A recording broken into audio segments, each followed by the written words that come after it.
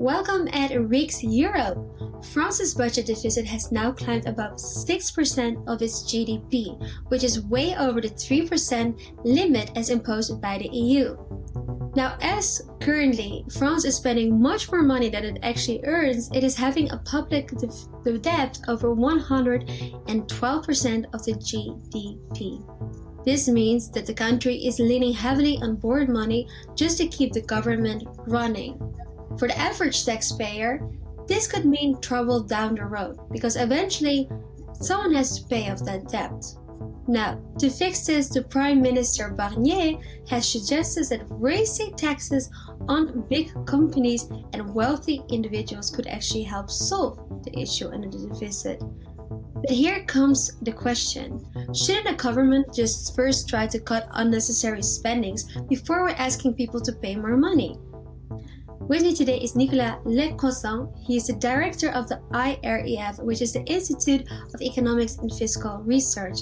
Welcome, Nicolas. Hi. So, the French deficit is now over 6% of the GDP, and its double was actually limited or allowed by the EU. What are the consequences of that deficit and the rise of it? First of all, thank you for your invitation. And let me say you first that this year, 2024, we celebrate, if I can use the word, 50 years since we have a positive budget balance.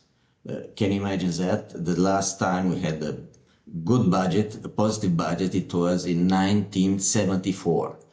So since 1974, the French state spends more than yours. Donc, see, it's a continually deficit every year.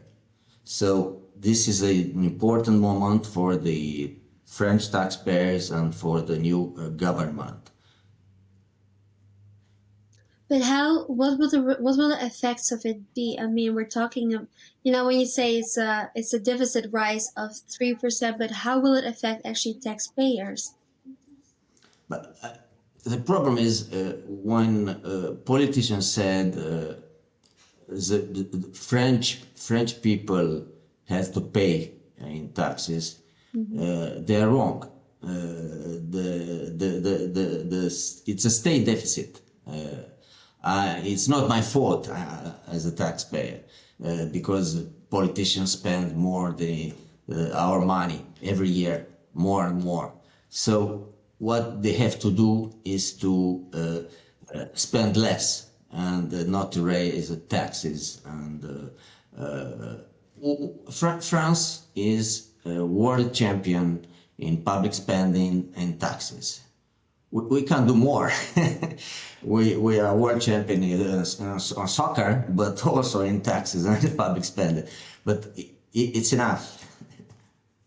No, I agree with you, but I think what we're seeing is now that the Prime Minister is saying, okay, we should raise taxes on what the individuals or for corporations.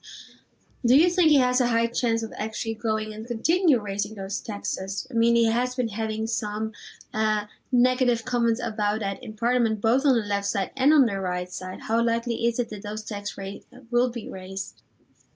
Yesterday he spoke at the Parliament, and it was a general policy speech, and he said he will raise taxes on rich people and big companies. It's another important thing because in France, tax the rich people. It's a disease. every politician from the left to the right want to tax rich people and big companies, but it doesn't work because rich people will leave the country and will go in Switzerland, in Belgium, or United States, or in another country. They don't want to pay more taxes. They already pay a lot of taxes. And it's the same thing for the big companies, because the companies can go in another country. Globalization will help them. They go in Ireland, they pay less taxes in Ireland. So French politicians must understand that it won't work. Unfortunately, they don't understand yet. Yes, and then what if it will be raised on actually citizens? What if people have to pay more taxes? I also read in an article that this could actually really affect public services like education system, like the healthcare system. Can you please tell a little bit more about that? Let me give you some examples. First of all, about taxes. In France, about 53% of French people don't pay income taxes. 53%, so more than half of the population, French population. Wait, sorry to interrupt you, but how is it possible? How is it possible that 53, that's more than actually half of the population is not paying taxes? Because, for example, 10% of the rich people pay 70% of income taxes. The richest people. There are lawfuls, a lot of lawfuls also. So it is possible. It's incredible, but it is possible. So that's the one thing. Second, the important thing is that you said, I said that French state spend a lot of money, but for the important missions of the state, sovereignty missions like justice, security, military spending, the French state spend only 6% of his budget. It's nothing to the other 94% of the budget goes elsewhere. So what politicians should do, French politicians should do, is to cut spending. That's the most important thing now to do. If they will start cutting spendings, which is probably the most desired outcome in this situation, what would be their spendings that they need to cut first? Oh, we published 1 month ago at the IREF. We published a working paper about how to cut spending in France, and we found 210 billion euros to cut in public spending.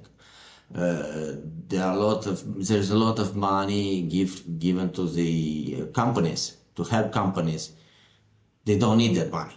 There is money spending for unemployment. People could work, but they prefer to receive money and stay home. So you have all this kind of situation where there are billions and billions of dollars are spending by the state, and I think we can cut this spending very very easily. And then last but not least, of course, I mean, we are still dealing with the euro, which most of the member states of the European Union are using. How is this deficit in budget from France impacting the rest of the European market and the euro? Now, of course, France is still a big country, a rich country, a very beautiful country, good wine, the cheese. Paris is a very beautiful city, but now financial markets are worried. So they see that the French economy is not doing better. It's a problem, French economy. Let me give you another example. For example, we have 3 million civil servants more than Germany.